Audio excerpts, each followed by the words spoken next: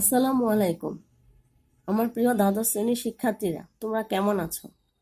আশা করি সবাই ভালো এবং নিরাপদে রয়েছো। সবাই যার যার অবস্থানে থেকে আল্লাহর রহমতে সবাই ভালো আছো।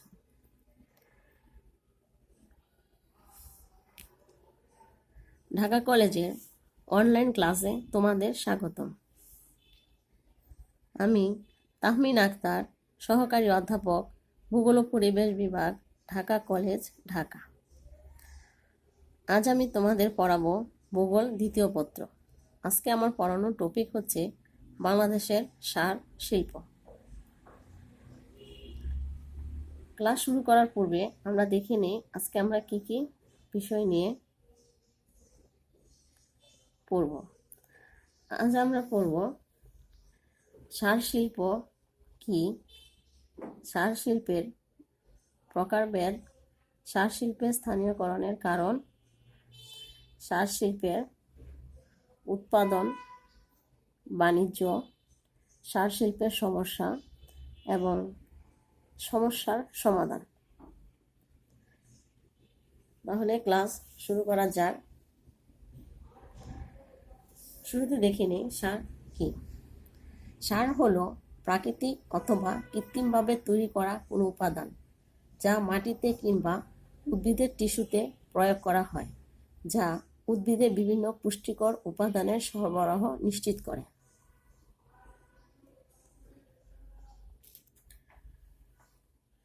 তাহলে আমরা বুঝলাম যে সার হচ্ছে প্রাকৃতিক হতে পারে, আবার কৃত্রিমভাবে হতে পারে, যা উদ্ভিদের পুষ্টি উপাদান সরবরাহ করতে সাহায্য করে। এখানে দেখতে পাচ্ছ জমিতে সার দেওয়ার দুটি চিত্র আমি ব্যবহার করেছি।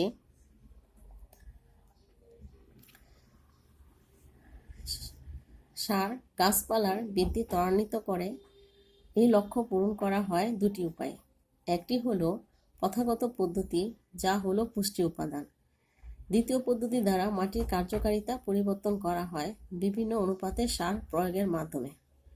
অর্থাৎ প্রথম হচ্ছে পুষ্টি দেওয়া এবং পরবর্তী ধাপ হচ্ছে মাটির কার্যকারিতা পরিবর্তন করা, যেটি হয় সারের মাধ্যমে। তিনটি আসল ম্যাক্রো উপাদান সার শিল্পের: নাইট্রোজেন, যা পাতার বৃদ্ধিতে সহায়তা করে; ফসফরাস, ফল, বীজ, মূলের উন্নয়নে সহায়তা করে; পটাশিয়াম, কাণ্ডের বৃদ্ধিতে, ফুল, ফল ধরা ত্বরান্বিত করে। এই তিনটি হলো ম্যাক্রো পুষ্টি উপাদান। আর তিনটি গৌণ ম্যাক্রো পুষ্টি উপাদান হলো ক্যালসিয়াম, ম্যাগনেসিয়াম এবং সালফার। মাইক্রো পুষ্টি উপাদানে copper, iron, manganese, molybdenum, zinc, boron, কখনো কখনো থাকে সিলিকন ও কোবাল্ট। অর্থাৎ ম্যাক্রো পুষ্টি উপাদানের মধ্যে থাকে copper, iron, manganese, molybdenum, zinc, boron এবং কখনো কখনো থাকে সিলিকন, কোবাল্ট এবং ভ্যানাডিয়ামের সাথে কিছু বিরল খনিজ উপাদান। তাহলে সার শিল্পের বিষয়গুলো কি কি উপাদান থাকে তাও আমরা জানতে পারলাম। প্রকারভেদ: সার বিভিন্ন প্রকারের হয়। কোনো সার কোনো উপাদান দ্বারা তৈরি হয় তার উপর নির্ভর করে দু প্রকারের। এটি হলো এক উপাদানের, অপরটি হলো দুই বা ততোধিক উপাদানের মাল্টি নিউট্রিয়েন্ট সার। অর্থাৎ যে নির্ভর করে সেটি একটি সার হচ্ছে একটি উপাদান দিয়ে, আর একটি সার হচ্ছে দুই বা ততোধিক উপাদানের মাল্টি নিউট্রিয়েন্টের সাহায্য করে। সারকে আবার অজৈব ও জৈব এই দুই ভাগেও ভাগ করা যায়। অজৈব সার হলো যেগুলোতে জৈব উপাদান থাকে না, ইউরিয়া ছাড়া। আর জৈব সার বিভিন্ন জৈব উপাদান থেকে তৈরি হয়। একক পুষ্টি উপাদান সম্পন্ন সারসমূহ: প্রধান শুধু নাইট্রোজেনযুক্ত সার হলো অ্যামোনিয়াম নাইট্রেট। এটি সবচেয়ে বেশি পরিমাণে ব্যবহৃত হয়। আরেকটি সবচেয়ে বহুল ব্যবহৃত নাইট্রোজেন সার হলো ইউরিয়া। এর সবচেয়ে বড় গুণ হলো এটি কঠিন ও অদাহ্য। অর্থাৎ প্রধান ফসফেট সার হলো সুপার ফসফেট, এসপি 14 থেকে 18% P205 বহন করে। আরেকটি ফসফেট সার হলো টিএসপি, যা 44 থেকে 48% P205 বহন করে। আমাদের দেশে মূলত ইউরিয়া সারটাই বেশি উৎপাদিত হয়ে থাকে। বহুগুণ পুষ্টি উপাদান সম্পন্ন সারসমূহ, এই জাতের সারগুলো সবচেয়ে বেশি ব্যবহৃত হয়। এরা 2 বা ততোধিক পুষ্টি উপাদান বহন করে।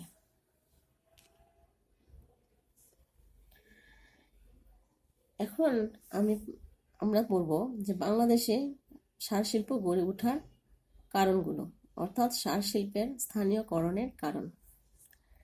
বাংলাদেশের সার শিল্প গড়ে ওঠার ক্ষেত্রে প্রাকৃতিক ও অর্থনৈতিক কারণ সমূহ হল: 1. পর্যাপ্ত কাঁচামাল। সারের প্রধান কাঁচামালই হচ্ছে প্রাকৃতিক গ্যাস। প্রাকৃতিক গ্যাস সার শিল্পের অন্যতম কাঁচামাল, যা দেশে উত্তোলিত হয়। অর্থাৎ আমাদের দেশে প্রাকৃতিক গ্যাস আমাদের সার শিল্পে বিশেষ ভূমিকা পালন করে থাকে। 2. অনুকূল জলবায়ু। একটি শিল্প গড়ে ওঠার পিছনে সবচেয়ে প্রয়োজন সেটা হচ্ছে জলবায়ু। অর্থাৎ জলবায়ু যদি অনুকূলে থাকে তাহলেই একটি শিল্প গড়ে ওঠা সম্ভব। এই অনুকূল জলবায়ুর কারণে বাংলাদেশে সার শিল্প গড়ে উঠেছে। 3. শক্তি সম্পদের সহজলভ্যতা। শক্তি সম্পদের সহজলভ্যতা, শুরুতে আমরা দেখেছি যে সার শিল্পের প্রধান কাঁচামাল হচ্ছে প্রাকৃতিক গ্যাস। প্রাকৃতিক গ্যাস একটি শক্তি সম্পদ, তাই প্রাকৃতিকের সহজলভ্যতার কারণে এবং বিদ্যুতের সহজলভ্যতার কারণেও অনেক সার শিল্প গড়ে উঠেছে। 4. সার শিল্পের সরকারি ভর্তুকি ও মূলধন সরবরাহ।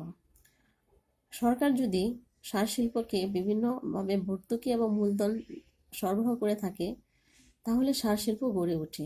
সেক্ষেত্রে বাংলাদেশে সুবিধা রয়েছে বলেই সার শিল্প গড়ে উঠেছে। তাই সার শিল্পের স্থানীয়করণের এটি একটি অন্যতম কারণ।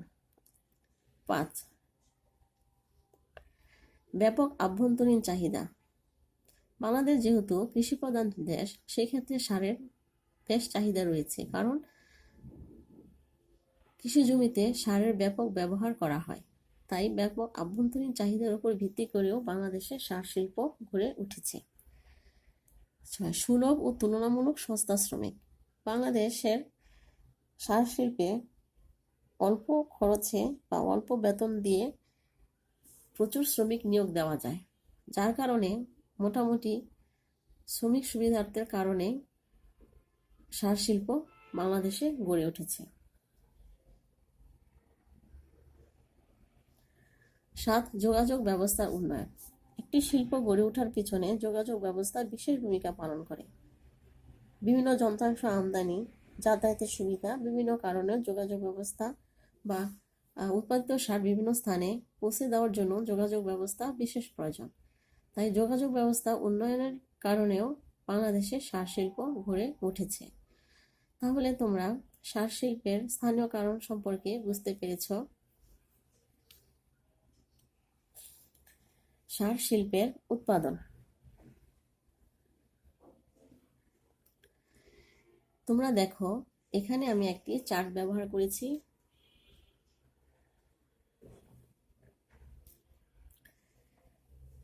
চার্টের উপরে দেখো বাংলাদেশের সার উৎপাদন মেট্রিক টন হিসাবে। সার উৎপাদন 2014-15 সালে বাংলাদেশে সার উৎপাদিত হয়েছে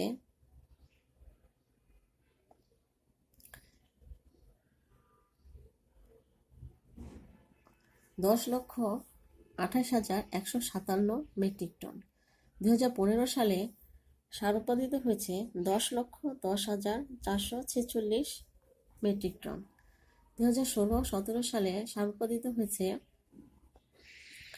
12,20,890 মেট্রিক টন। 2017-18 সালে 8,59,353 মেট্রিক টন সার উৎপাদিত হয়েছে বাংলাদেশে। উৎস: বাংলাদেশ পরিসংখ্যান ব্যুরো। সূত্র: বাংলাদেশের অর্থনীতি সমীক্ষা 2019, পৃষ্ঠা 248। তোমরা এরকম চার্ট ব্যবহার করবে পরীক্ষায়, কিন্তু সেক্ষেত্রে তোমরা নিচে কোথা থেকে পেয়েছো সে উৎসটা উল্লেখ করে দিবে, তাহলে ভুল হবে না। আর তোমরা তোমাদের যার যার যে বইটি পড়ো সেই বইয়ের চার্ট ব্যবহার করবে এবং সেখানে উৎসটা দিয়ে দিবে, তাহলে আর কোনো ভুল হওয়ার সম্ভাবনা থাকবে না। সার শিল্পের উৎপাদন। এখানে দেখো আমি আরেকটি চার্ট ব্যবহার করেছি বাংলাদেশের সার কারখানার নামগুলি দিয়ে, এবং এখানে কি ধরনের সার উৎপাদিত হয় এবং বার্ষিক উৎপাদন ক্ষমতা 1000 মেট্রিক টন হিসাবে এখানে দেওয়া আছে। প্রথম দেখো ইউরিয়া ফার্টিলাইজার ফ্যাক্টরি লিমিটেড উৎপাদিত সার ইউরিয়া, বার্ষিক উৎপাদন ক্ষমতা 1000 মেট্রিক টন, 470, অর্থাৎ 470,000 metric ton. Triple super phosphate complex limited SSP ASP, অর্থাৎ এদের উৎপাদিত সার হচ্ছে এসএসপি এএসপি, উৎপাদিত ক্ষমতা হচ্ছে 100,000 metric ton. KAFCO Karnaphuli fertiliser company limited, এখানে উৎপাদিত সার ইউরিয়া, এখানে বার্ষিক উৎপাদন পরিমাণটা দেওয়া হয়নি। Ashuganj fertiliser and chemical company limited, এখানে উৎপাদিত সার ইউরিয়া, 528,000 মেট্রিক টন উৎপাদন। Palash urea fertiliser factory limited, urea এদের ধরন, উৎপাদিত সারের ধরন urea. Chittagong urea fertiliser limited, এদেরও সারের ধরন ইউরিয়া, উৎপাদিত হয়েছে 561। যমুনা ফার্টিলাইজার কোম্পানি লিমিটেড, এখানে উৎপাদিত সার urea. Jamuna fertiliser company limited, এখানে উৎপাদিত সার urea 61। DAP fertiliser company limited, এখানে উৎপাদিত সার ডিএপি 528,000 মেট্রিক টন। শাহজালাল সার কারখানা লিমিটেড,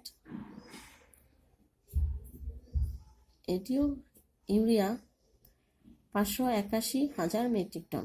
তাহলে আমরা এই চার্টে দেখতে পেলাম যে বাংলাদেশে যে সার কারখানা রয়েছে সেখানে ম্যাক্সিমাম সারই উৎপাদিত হচ্ছে ইউরিয়া, অর্থাৎ সারের ধরন হচ্ছে ইউরিয়া সার।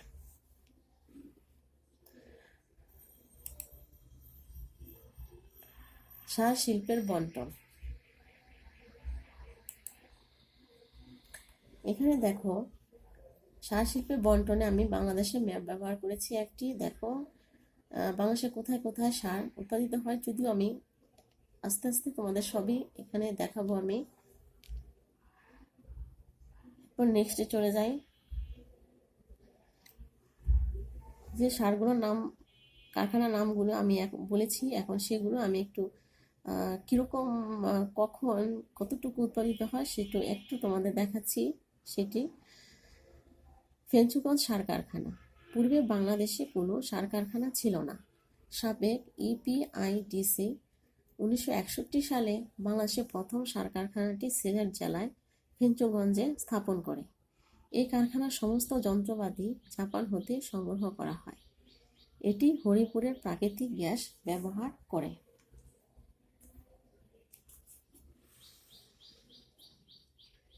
এখানে নিচে দেখতে পাচ্ছ তোমরা কারখানার একটি চিত্র আমি দিয়েছি।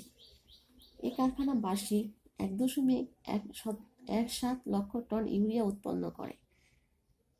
ইদানিং অতিরিক্ত 12,000 টন অ্যামোনিয়াম ফসফেট সার ও এই কারখানার উৎপাদনের ব্যবস্থা করা হয়েছে।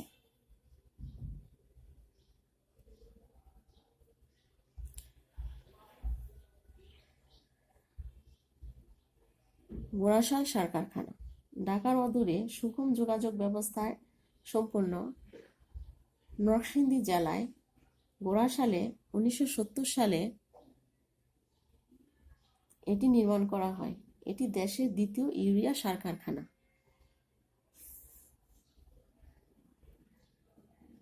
এটি শীতলক্ষ্যা নদীর তীরে 1970 সালে গোড়াশাল নরসিংদী জেলায় স্থাপিত হয়। এই ফ্যাক্টরি বার্ষিক উৎপাদন ক্ষমতা 4,70,000 মেট্রিক টন।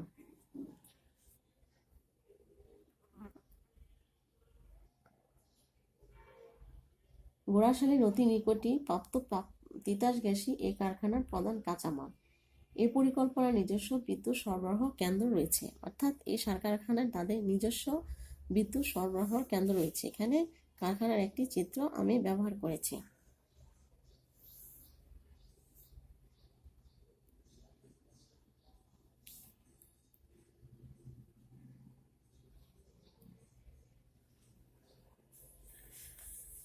আশুগঞ্জ সার কারখানা।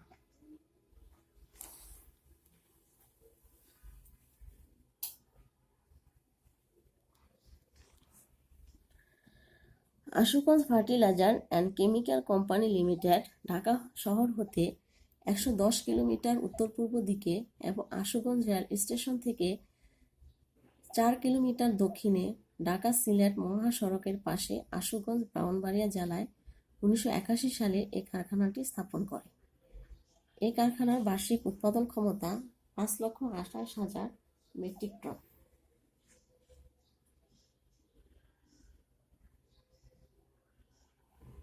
এই কারখানায় 48,000 টন ধারণ ক্ষমতা সম্পন্ন কয়েকটি গুদাম রয়েছে। এছাড়া সার প্যাকিংয়ের পলিথিনও এই কারখানায় প্রস্তুত করা হয়।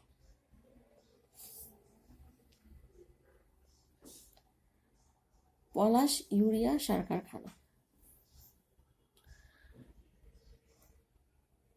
পলাশ ইউরিয়া ফার্টিলাইজার ফ্যাক্টরি লিমিটেড কারখানাটি বন্ধুতির চিহ্ন চায়না বাংলাদেশের একটি যৌথ উদ্যোগে, যা 1985 সালে শীতলক্ষ্যা নদীর তীরে পলাশ নরসিংদী জেলায় স্থাপিত হয়। এই ফ্যাক্টরির বার্ষিক উৎপাদন ক্ষমতা 95,000 মেট্রিক টন। এখানেও আমি কারখানার চিত্র ব্যবহার করেছি। 5. চট্টগ্রামে ট্রিপল সুপার ফসফেট সার কারখানা। চট্টগ্রামে দুটি টিএসপি সার কারখানা আছে। প্রথম কারখানাটি বার্ষিক উৎপাদন ক্ষমতা 32,000 টন, দ্বিতীয় কারখানাটির বার্ষিক উৎপাদন ক্ষমতা 45,000 মেট্রিক টন টিএসপি সার এবং 1,50,000 মেট্রিক টন এসএসপি সার উৎপাদিত হয়।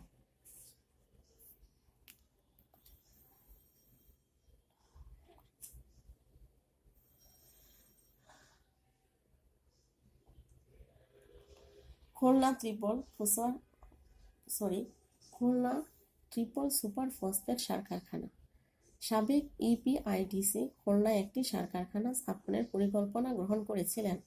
এই কারখানাটি বার্ষিক 4,00,000 টন নাইট্রোজেন ও 2,75,000 টন টিএসপি সার উৎপাদন করে।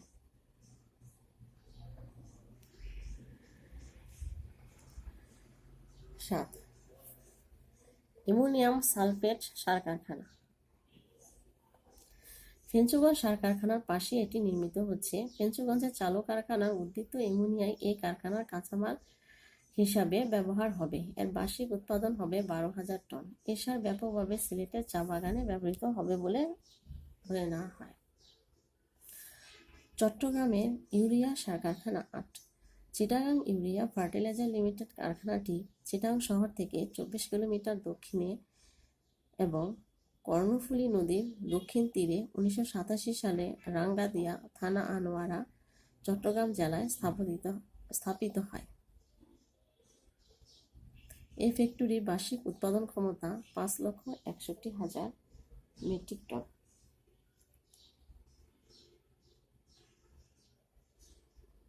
এটি কয়েকটি বন্ধু আরব রাষ্ট্রের আর্থিক সহায়তায় চট্টগ্রাম বন্দরনগরী চট্টগ্রামে এটি নির্মাণ করা হচ্ছে। শক্তি সম্পদ হিসাবে কাপ্তাই পানির বিদ্যুৎ এবং কাঁচামাল হিসাবে বাখরাবাদের প্রাকৃতিক গ্যাস এই কারখানায় ব্যবহৃত হয়।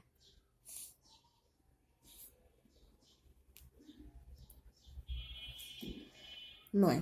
যমুনা সার কারখানা। যমুনা ফার্টিলাইজার কোম্পানি লিমিটেড কারখানাটি যমুনা নদী হতে প্রায় 10 কিলোমিটার দূরত্বে 1992 সালে তারাকান্দি থানা সরিষাবাড়ি জামালপুর জেলায় স্থাপিত হয়।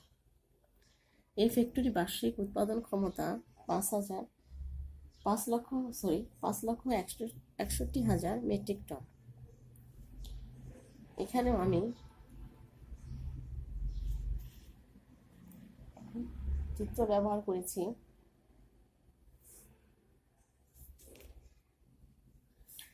এতক্ষণ আমি বিভিন্ন সার কারখানা আলোচনা করেছি। এখন বিভাগ অনুসারে কোন বিভাগে কতটি পড়েছি সেটি তোমাদের একটু সহজভাবে দেখিয়ে দিচ্ছি।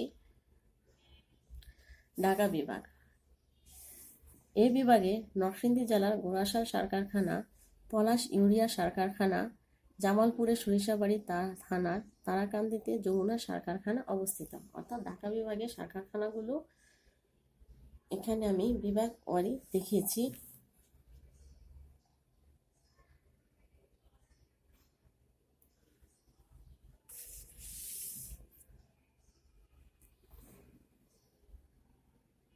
এদের মধ্যে গোড়াশাল সার কারখানা 1970 সালে নির্মিত হলেও এর উৎপাদন শুরু হয় 1972 সালে। পলাশ ইউরিয়া সার কারখানা 1981 সালে এবং যমুনা সার কারখানা 1991 সালে প্রতিষ্ঠিত হয়। এই তিনটি সার কারখানাতে কাঁচামাল হিসাবে তিতাস গ্যাস ব্যবহার করা হয়। চট্টগ্রাম বিভাগ, এই বিভাগে ব্রাহ্মণবাড়িয়া জেলার আশুগঞ্জ সার কারখানা, চট্টগ্রামে ট্রিপল সুপার ফসফেট সার কারখানা, চট্টগ্রামে ইউরিয়া সার কারখানা গড়ে উঠেছে।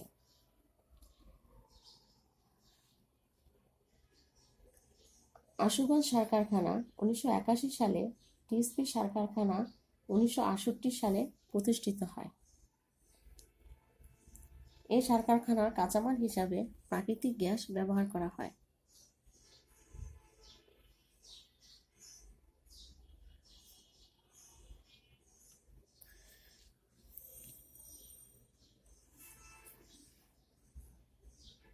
সিলেট বিভাগ, এই বিভাগে সিলেট জেলার ফেঞ্চগঞ্জ সার কারখানা, অ্যামোনিয়াম সালফেট সার কারখানা, হবিগঞ্জ জেলার হবিগঞ্জ সার কারখানা উল্লেখযোগ্য।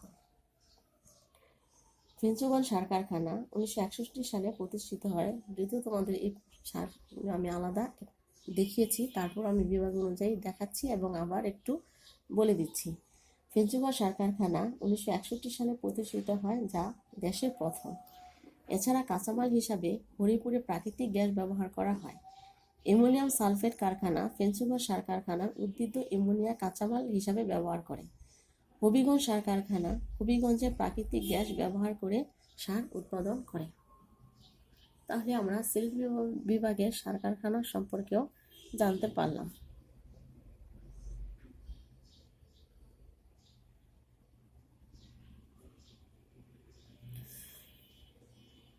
খুলনা বিভাগ, এই বিভাগে খুলনা ট্রিপল সুপার ফসফেট কারখানার কাঁচামাল হিসাবে প্রাকৃতিক গ্যাস ব্যবহৃত হয়। এই কারখানায় টিএসপি ও নাইট্রোজেন সার উৎপাদন করা হয়।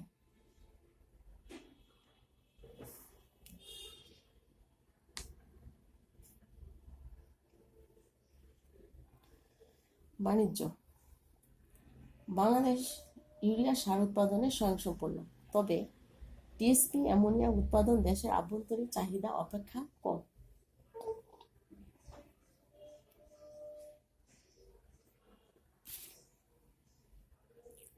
বাংলাদেশের অভ্যন্তরীণ চাহিদা মেটানোর পরও দেশের বাইরে থেকে ইউরিয়া সার রপ্তানি করতে সক্ষম। অন্যদিকে টিএসপি অ্যামোনিয়া ও এমবি আমাদের বাইরে থেকে আমদানি করতে হয়। বাংলাদেশের অর্থনৈতিক সমীক্ষা 2019 সালের একটি আমরা চার্ট ব্যবহার করেছি, যে আমরা বাইরে থেকে সার যে আমদানি করে থাকি, আমরা ইউরিয়া সার রপ্তানি করতে পারি নিজেদের চাহিদা মিটিয়ে, কিন্তু অন্য সারগুলো যেমন টিএসপি, অ্যামোনিয়াম, এমবি ইত্যাদি আমাদের বাইরে থেকে আমদানি করতে হয়। তাহলে আমরা দেখি বাইরে থেকে আমাদের কি পরিমাণ আমদানি করতে হয়।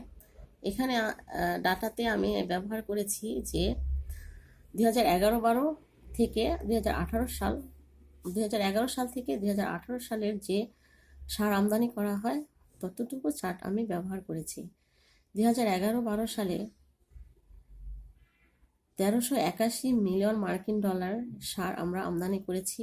অনুরূপভাবে 2012-13-তে 1128, 2013-14 1026, 14-15 1339, 15-16, 1117, 16-17, 737, 17-18, 1006 মিলিয়ন মার্কিন ডলারের সার আমরা আমদানি করেছি বিদেশ হতে। এটিও বাংলাদেশের অর্থনীতি সমীক্ষা 2019 পৃষ্ঠা 305। তাহলে বাণিজ্য সম্পর্কেও তোমরা বুঝতে পেরেছ আমাদের যে আমরা কি সার আমদানি করি এবং কি সার রপ্তানি করতে পারি।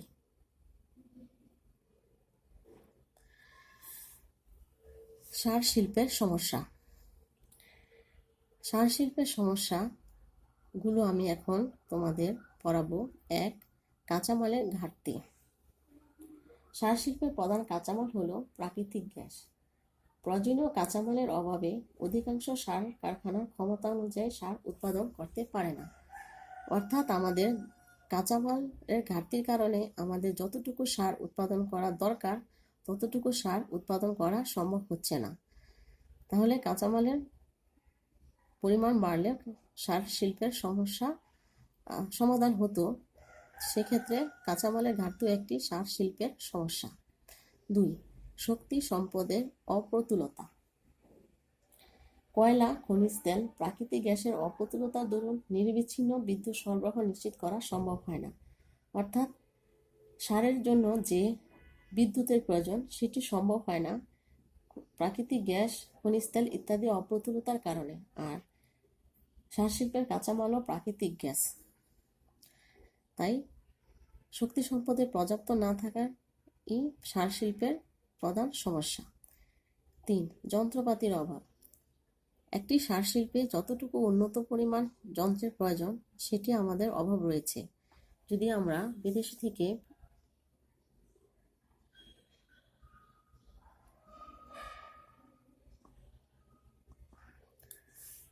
আমদানি করতে পারি না, সেজন্যই সার শিল্পের যন্ত্রপাতির অভাবও সার শিল্পের একটি সমস্যা। 4. দক্ষ শ্রমিকের অভাব। আমাদের দেশে শ্রমিক রয়েছে কিন্তু সেই শ্রমিক দক্ষ নয়।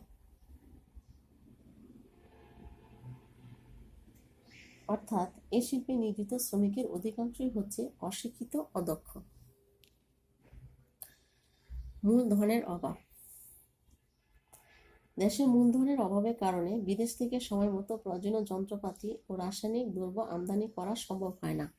অর্থাৎ আমাদের মূলধনের অভাবও সার শিল্পের প্রধান সমস্যা। এই 5টি উল্লেখিত সমস্যা ছাড়াও আরও কিছু সমস্যা রয়েছে, যেমন প্রশাসনিক অস্থিতিশীলতা, অব্যবস্থাপনা, সততার অভাব, দুর্নীতি, সুনির্দিষ্ট নীতিমালার অভাব প্রভৃতি সার শিল্পের উন্নতিতে প্রতিবন্ধক হিসাবে কাজ করে।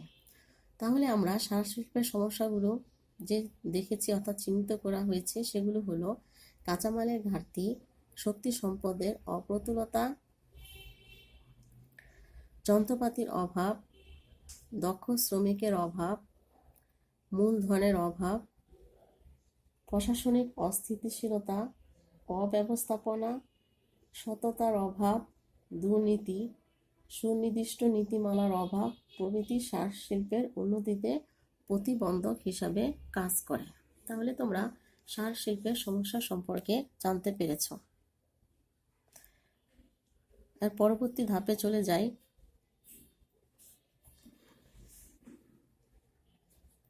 সার শিল্পের সমস্যার সমাধান।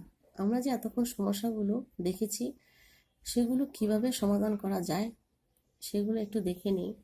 1. প্রয়োজনীয় কাঁচামাল সরবরাহের ব্যবস্থা। অর্থাৎ প্রয়োজনীয় কাঁচামালের সরবরাহের ব্যবস্থা করতে হবে। যদি আমরা প্রয়োজনীয় কাঁচামালের সরবরাহের ব্যবস্থা করতে পারি তাহলে বাংলাদেশ সার শিল্পে উন্নতি লাভ করবে এবং নিজেদের চাহিদা মিটিয়েও বিদেশেও রপ্তানি করতে পারবে। তোমরা এতক্ষণে জেনেছ যে ইউরিয়া সার আমরা বাইরে রপ্তানি করতে পারি, কিন্তু অন্য সার আমাদের আমদানি করতে হয়। যদি আমরা কাঁচামাল সরবরাহের ব্যবস্থা করতে পারি তাহলেই সার শিল্পের সমস্যার সমাধান করে আমরা অন্য সারও বিদেশে রপ্তানি করতে পারব। 2. সার শিল্পের বিদ্যুৎ সরবরাহ নিশ্চিত করা। অর্থাৎ সার শিল্পের কাঁচামালের মধ্যে, অর্থাৎ সার শিল্পের যে কাঁচামাল বলতে পারো, শক্তি সম্পদ বলতে পারো, যেটি বলো, বিদ্যুৎ একটি গুরুত্বপূর্ণ ভূমিকা। তাহলে বিদ্যুৎ সরবরাহ যদি আমরা নিশ্চিত করতে পারি, অর্থাৎ প্রতিটা সার কারখানায় যদি নিজস্ব বিদ্যুতের আলাদা উৎপাদনিত বিদ্যুৎ ব্যবহার করতে পারি এবং তাহলেই সার শিল্পের সমস্যার সমাধান হবে বলে আশা করা যায় এবং বাংলাদেশ সার শিল্পে বিশেষ উন্নতি লাভ করবে। 3. প্রয়োজনীয় যন্ত্রপাতি ও খুচরা যন্ত্রাংশ সরবরাহ। আমাদের যে সার শিল্পে যে যন্ত্রপাতির প্রয়োজন রয়েছে সেগুলো যদি আমরা সরবরাহ করতে পারি, অর্থাৎ বিদেশ থেকে আমদানি করে উন্নতর যন্ত্রপাতি সার শিল্পে ব্যবহার করতে পারি, তাহলেই সার শিল্পের সমস্যা সমাধান হবে বলে আশা করা যায়। 4. প্রশিক্ষণের মাধ্যমে দক্ষ শ্রমিক নিয়োগ। আমাদের শ্রমিক রয়েছে, কিন্তু সেই শ্রমিক রয়েছে অদক্ষ, অশিক্ষিত। যদি আমরা তাদেরকে উপযুক্ত প্রশিক্ষণের মাধ্যমে দক্ষ হিসাবে গড়ে তুলতে পারি অথবা দক্ষ শ্রমিক নিয়োগ দিতে পারি, তাহলে সার শিল্পের সমস্যার সমাধান হবে বলে আশা করা যায়। 5. দেশের রাজনৈতিক স্থিতিশীলতা আনয়ন। দেশের রাজনৈতিক স্থিতিশীলতাও সার শিল্পের উন্নতিতে বিশেষ ভূমিকা পালন করে। দেশে যদি সবসময় স্বাভাবিক সুন্দর পরিবেশ বিরাজ করে, তাহলে সার শিল্পের উৎপাদন বৃদ্ধি পাবে, অর্থাৎ কারখানা বন্ধ থাকবে না, কারখানাতে অস্থিরতা বিরাজ করবে না, তাহলেই সারের উৎপাদন বৃদ্ধি পাবে এবং সার শিল্পের সমস্যার সমাধান হয়ে উৎপাদন বেশি হবে। 6. উন্নত যোগাযোগ ও যাতায়াত ব্যবস্থা নিশ্চিতকরণ। যদি আমরা বাংলাদেশ যদি উন্নত যোগাযোগ এবং যাতায়াত ব্যবস্থা নিশ্চিত করতে পারে, অর্থাৎ উৎপাদিত সার বিভিন্ন স্থানে পৌঁছানোর জন্য বা অন্যান্য যে কাঁচামাল রয়েছে, প্রাকৃতিক গ্যাস এবং বিদ্যুৎ ছাড়াও যে আদার্স যে কাঁচামাল রয়েছে সেগুলো আনয়নের জন্য যোগাযোগ ও যাতায়াত ব্যবস্থা নিশ্চিত করতে হবে, তাহলেই সার শিল্পের সমস্যা সমাধান করা সম্ভব। 7. সঠিক শিল্পনীতি প্রণয়ন।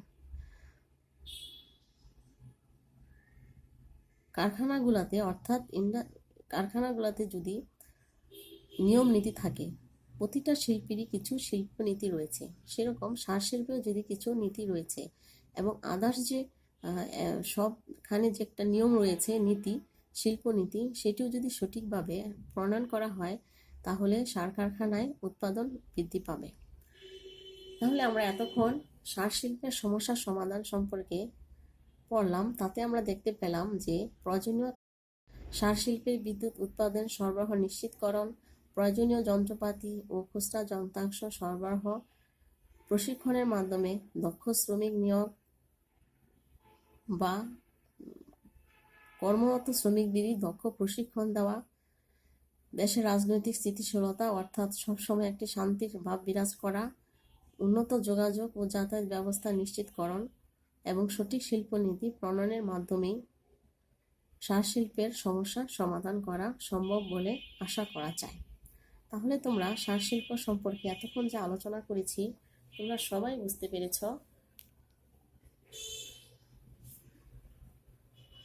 সবাই ভালো থাকবে, সুস্থ থাকবে।